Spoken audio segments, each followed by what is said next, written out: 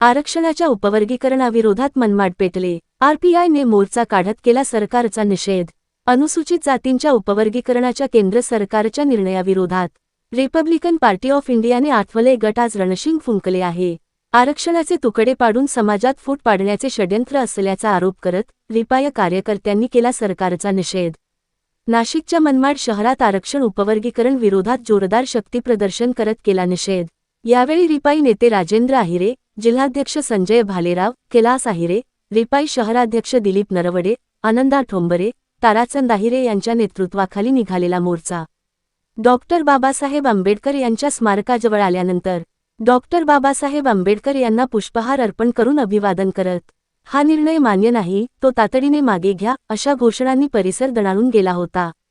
संविधानाने दिलेल्या एकसंधतेच्या अधिकाराला धक्का लावण्याचा प्रयत्न सरकार करत असल्याचा आरोप करत आंदोलकांनी मंडळ अधिकाऱ्यांना निवेदन देऊन आपला संताप व्यक्त केला। आता सरकार या आक्रमक आंदोलनाची दखल घेते की हा वाद आणखी चिघळतो हे पाहणे महत्त्वाचे ठरेल।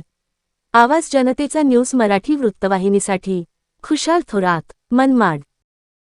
पार्टी ऑफ इंडिया तर्फे माननीय राजाभाऊ आहिरे यांच्या नेतृत्वाखाली तसेच रामदासजी आठवले साहेब यांच्या आदेशाने तसेच आमचे मार्गदर्शक संजय भाऊ भालेराव यांची आत्ताच एक नियुक्ती झालेली जिल्हा अध्यक्ष, तर आम्ही हा जो मोर्चा काढलेला आहे तमाम जे 59 जाती आहेत ज्या एससीच्या त्यांच्या वतीने हा मोर्चा काढलेला आहे।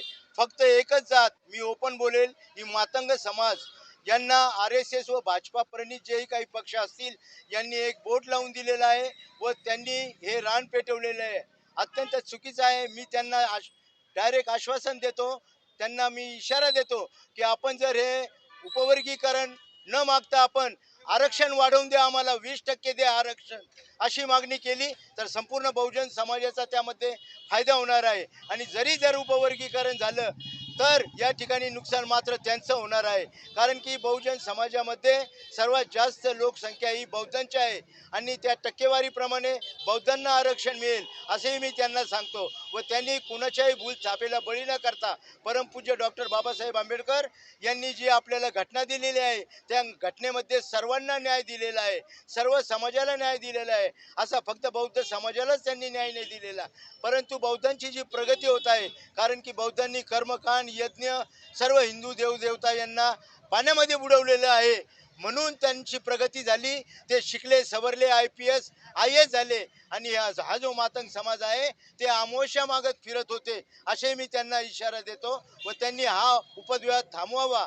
जर या ठिकाणी शासनाने जर लादण्याचा प्रयत्न केला, आमच्या अंगात जोपर्यंत रक्ताचा थेंब आहे तोपर्यंत आम्ही परमपूज्य डॉक्टर बाबासाहेब आंबेडकर यांच्या घटनेला छेद लागू देणार नाही। जय भीम, जय महाराष्ट्र।